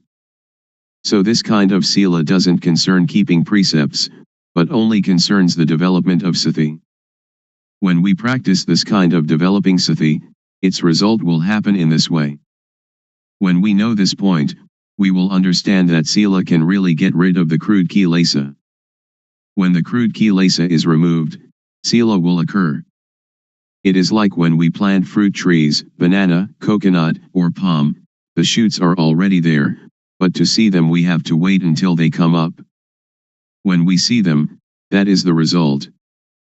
Please work diligently and devotedly at developing sati. Whatever people may say, we don't have to pay attention to it. Even though you make merit and give a lot of charity, you will never know this experience. Even though you study a lot, you'll also never know. They do not concern this thing. This can really untie dukkha. When we can cure dukkha, wherever we are comfortable. If we are parents, teachers, children, police, soldiers, monks, novices, or whoever, we will be comfortable, because dosa, moha, lopa disappears, the attachment disappears. But we have to go over this object again and again, so as not to forget. But when you really see it you will never forget it. I have seen it, and I have never forgotten it. Now we come to know samatha, concentration calmness, or doing calmness. There are two kinds of calmness. Samatha calmness is the calmness of not knowing. So samatha meditation is only a device to keep the mind calm. Vipassana, liberating insight, means to see clearly, to know really. It is also calmness, but a different kind of calmness. Developing sati, the calmness will arise by itself because it is already there. The arising calmness is the unattachment, not having dosa, moha, lopa. When people say anything to us, sati will come immediately. It is like having only one chair but there are two people who are running to sit on it. When sati arises, sati will sit there. Dosa, moha, lopa cannot come, because sati, samadhi, panya is already there. It is full. The fullness is already there. The voidness is also already there. It is like an empty glass, which has air inside it but we cannot see the air. When we pour water into it, water will substitute for the air, all of the air. The matter of sati is the same thing. I can really assure you. Suppose there is somebody who says bad things to us. Sati will come, and we can see it clearly. Parents teach us that if there is somebody cursing us or saying bad things to us, we should be patient and not get angry. But we cannot stay still because we don't see it. When there is nobody to say bad things to us, we are already comfortable, because the comfortable is already there. It depends on what we suppose to be the owner of each body to practice and make it occur. When we practice, the clear knowing and the real seeing will occur. I can assure everybody. If somebody does not develop sati and does not make this thing occur, that person doesn't have it, but it is already there. So we should respect each other. After knowing sila, we will know gama, sensuality. Gama means those things that make calmness. Gama is attachment. This is called gama aramana, the object of sensual enjoyment. It is called gamazava, under the control of gama, bhavasava, under the control of bhava, being, or dukkha. This is bhava and jati, birth. Avijjasava, avijjaya is not knowing. Now we come to know gama, which is deities, rich people, people with authority. They attach to reputation, money, honor, these people who have gama, but I do not blame anybody, I just teach directly.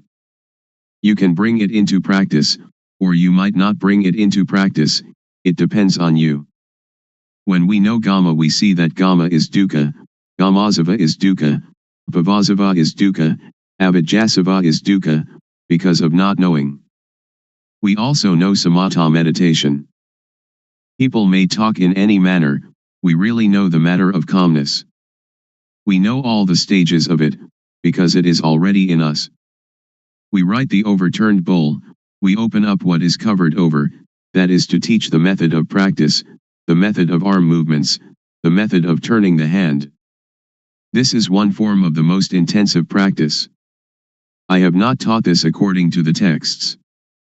It may or may not contradict the texts, but I will talk in this way, because doing this way then you know this way.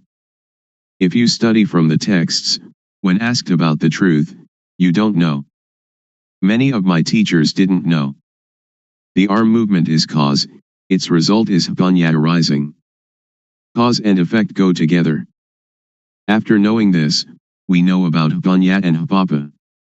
Or any bad bodily action, we know how it is hapapa, kama, harmful, benighted action, and, if there is really a hell, into which level we shall fall. Or any bad verbal action, we know how it is hapapa, kama, and, if there really is a hell, into which level we shall fall. Or any bad mental action, we know how it is hapapa, kama, and, if there really is a hell, into which level we shall fall. Or any bad bodily, verbal, and mental actions together, we know how they are hapapa, kama, and, if there really is a hell, into which level we shall fall. Or any good bodily action, we know how it is, punya kama, beneficial wise action, and if there really is a heaven or nibbana, to which level we shall go. Or any good verbal action, we know how it is punya, kama, and if there really is a heaven or nibbana, to which level we shall go. Or any good mental action, we know how it is vedana, and if there really is a heaven or nibbana, to which level we shall go. Or any good bodily, verbal, and mental actions together, we know how they are punya, kama, and if there really is a heaven or nibbana, to which level we shall go. The shaking of the knowing element is already there in everybody. the developing of sati can apply to everybody. If you don't believe it, just try it. I can guarantee that it will not take longer than 3 years and you will really know. It is like the fat, fertile grain that we plant in the field. If we practice incorrectly, it is like the empty husk. If you dig the ground, but not in the right place, then you cannot get water. If you dig into the ground in the right place, then you can really get the water.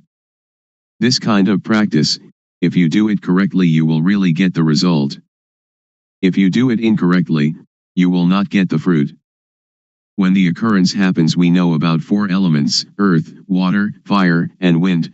They come together. When we know this, the occurrence arises. We know the end of dukkha. The end of dukkha is here. It will demolish all and everything. On this thing I do not believe anybody. When we come to the end, we will have jnana. Sila is the tool to get rid of crude kilesa. When the crude kilesa comes to an end, sila occurs. Samadhi is the tool to get rid of the median kilesa. When we know the median kilesa, then we know samadhi. Panya is the tool to get rid of the subtle kilesa. When the subtle kilesa is discarded, panya then arises. That arising panya is called jnana panya. Because it is inside us, we know it. If it is not there inside us, then we don't know it. I can assure you that everyone without exception can know it. Women, men, believers of any religion. When I was practicing this method, I was not a monk. Sometimes I wore shorts, sometimes I wore trousers. After knowing this Dhamma, I taught brothers, parents, aunts, and uncles for 3 years. They knew, but they knew little, but still they knew the real pra, knew the supposed pra, knew samyati panyati, paramutha panyati, attha panyati, and ariya panyati.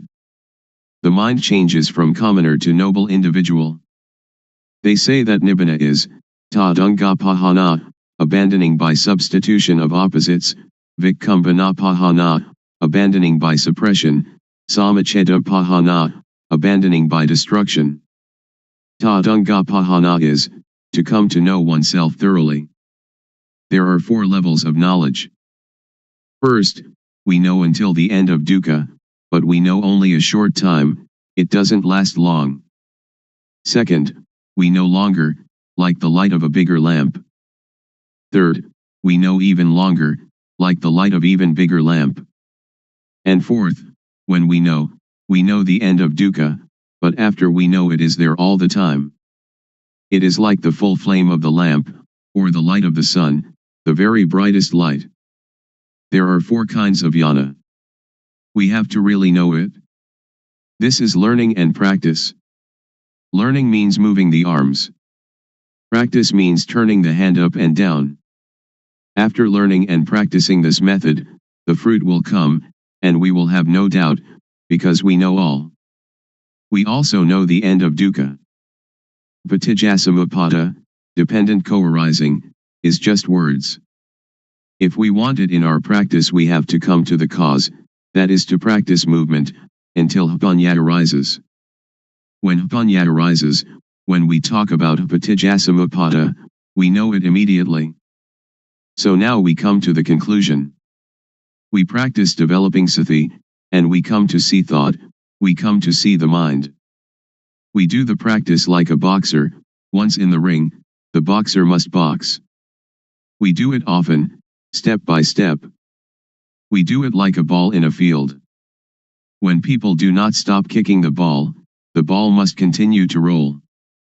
When they stop kicking it, the ball comes to rest by itself, it doesn't have to fight nor to escape. We come out of thought, come out of the cave, and we live in the brightness. We see our life mind at all times. When the mind moves, we know it. Sati panya, awareness knowing, is there immediately, like a barrier against all harm.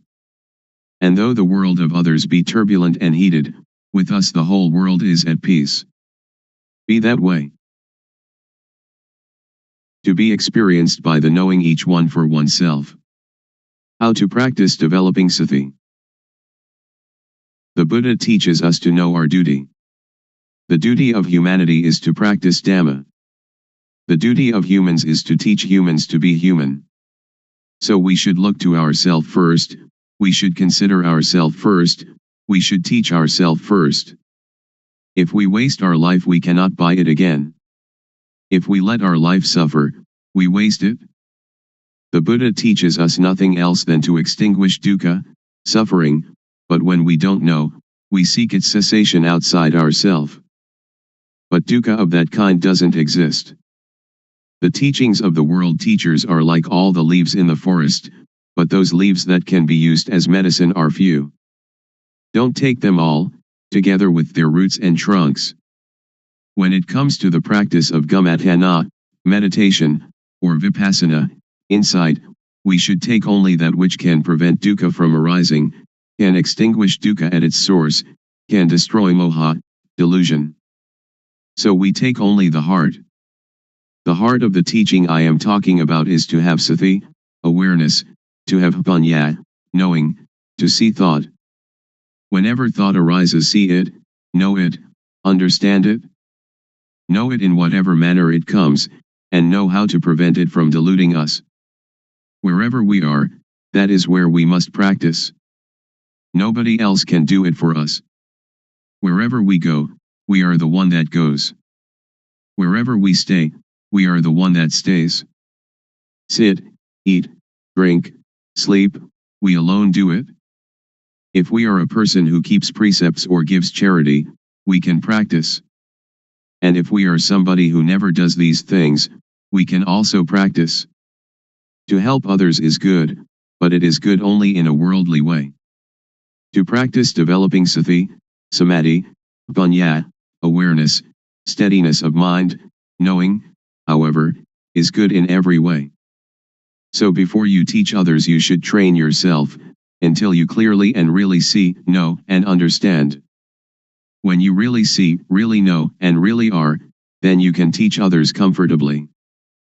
So this practice, we have to learn it ourselves, we have to teach ourselves, we have to see ourselves, we have to know ourselves, we have to understand ourselves, we have to do ourselves.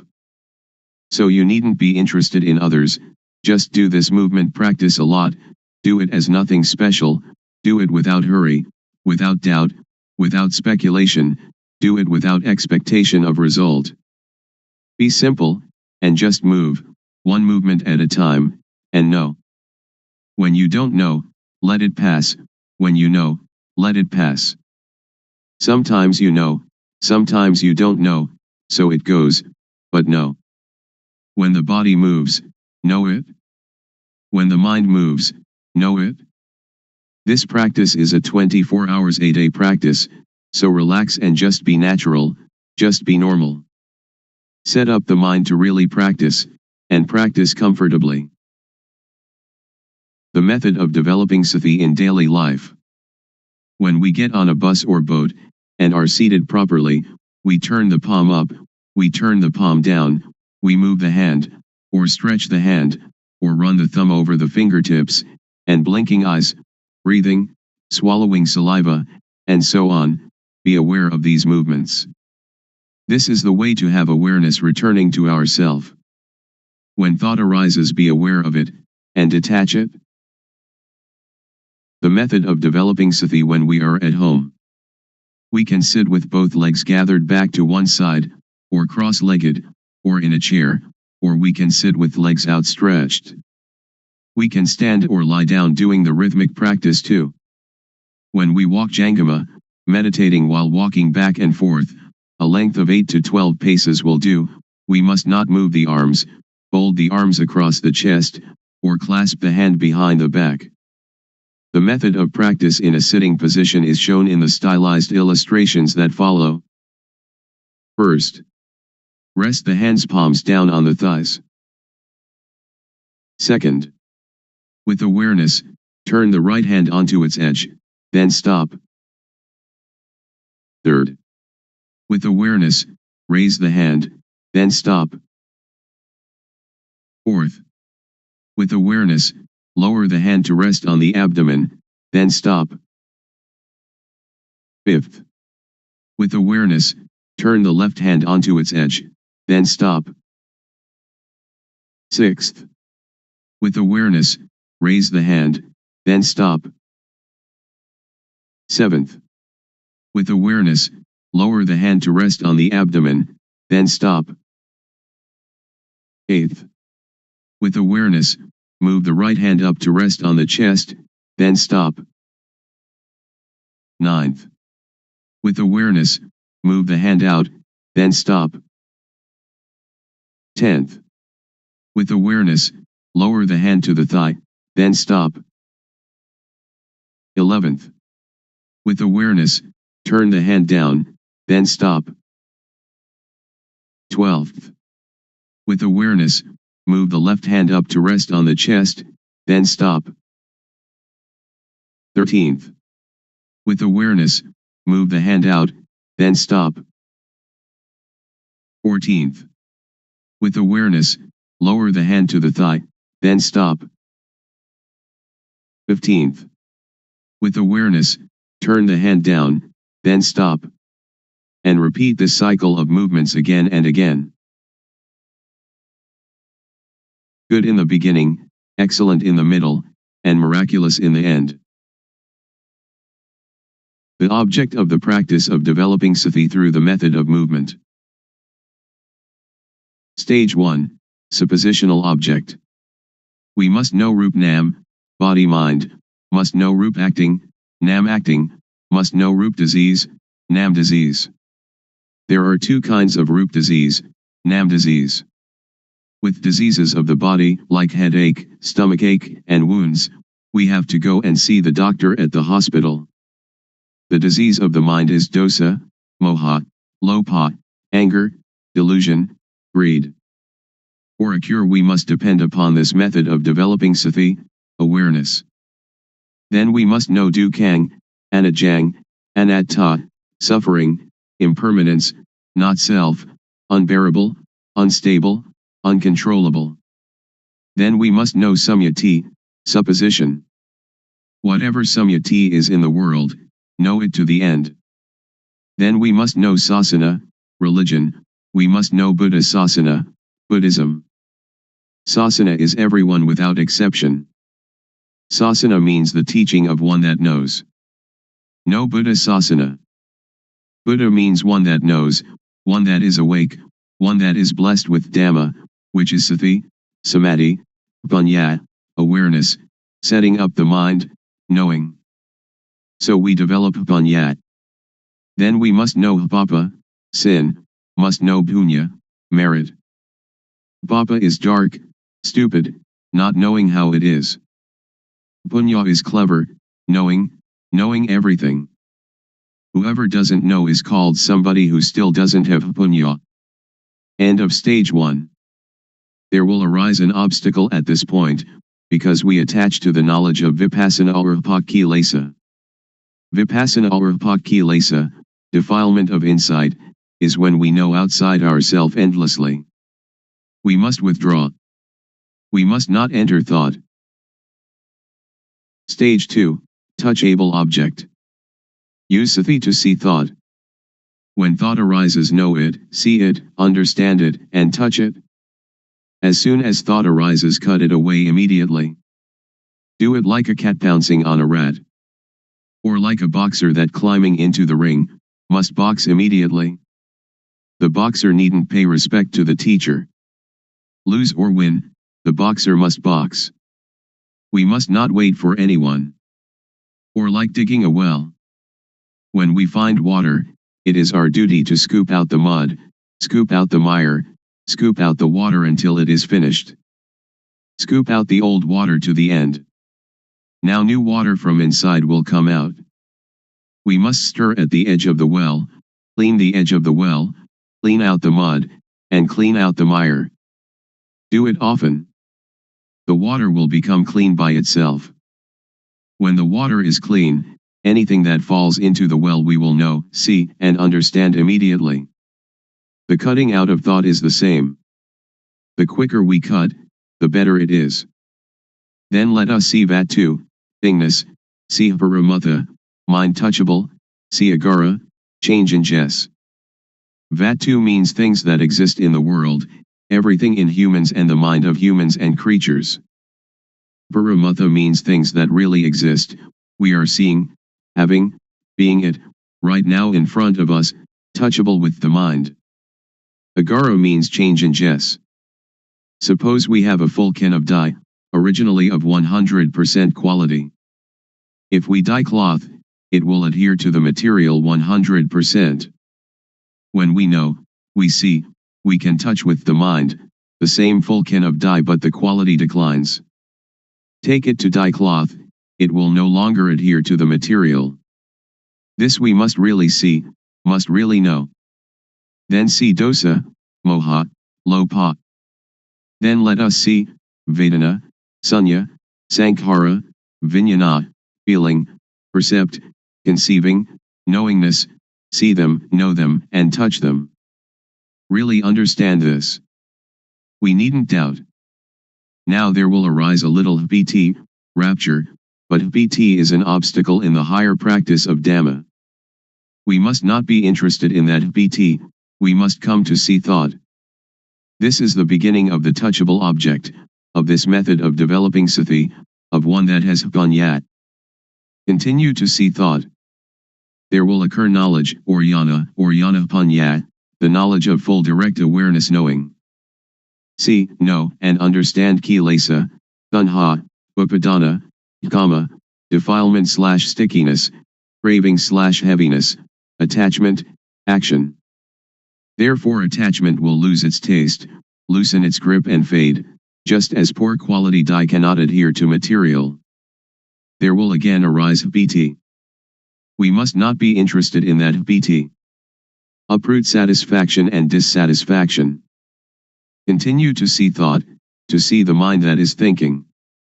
There will occur a kind of jnana, to see, to know, and to understand sila, normality, sila kunda, samadhi kunda, panya kunda, the gathering together, containing of all normality, setting up the mind, knowing, or, ati sila sikha. Ati jitta sikha, and ati panya sikha, the training in the higher ethics, higher mind, higher knowing.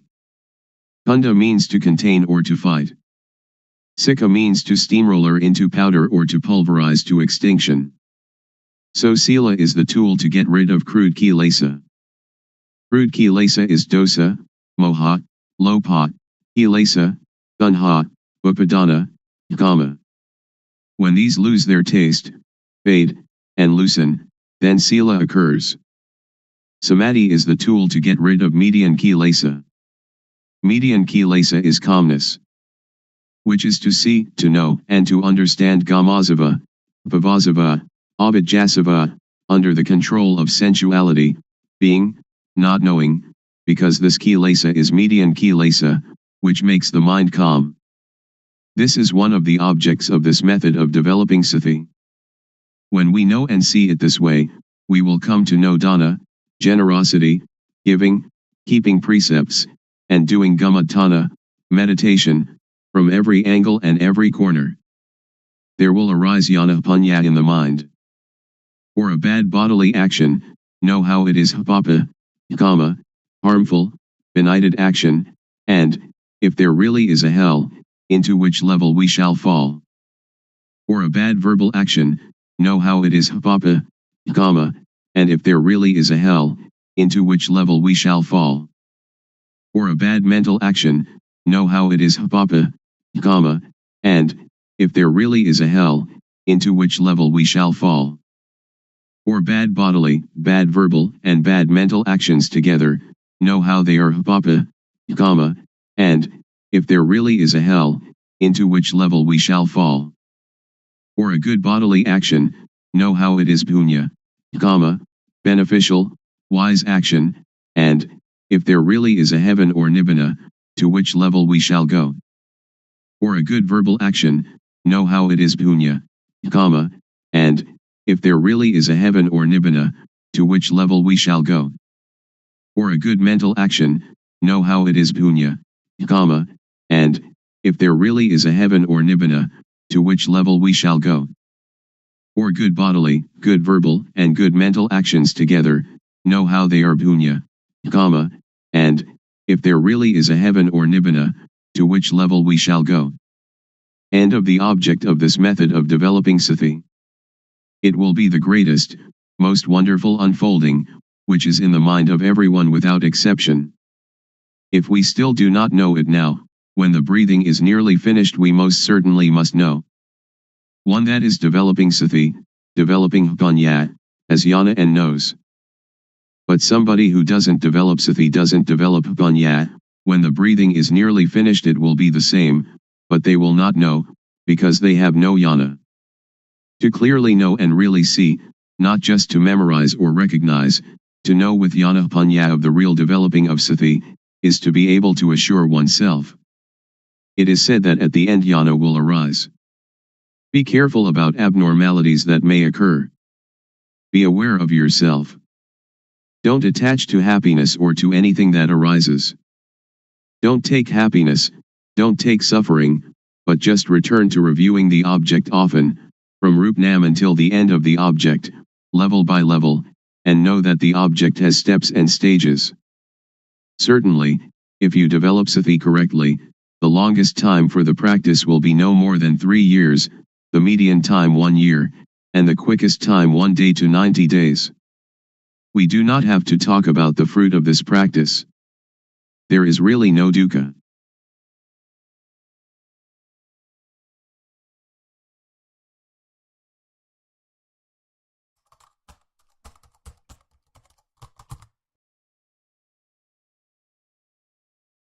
May all beings be at ease. Whatever living beings there may be, whether they are weak or strong, omitting none, the great or the mighty, medium, short or small, the seen and the unseen, those living near and far away, those born and to be born. May all beings be at ease.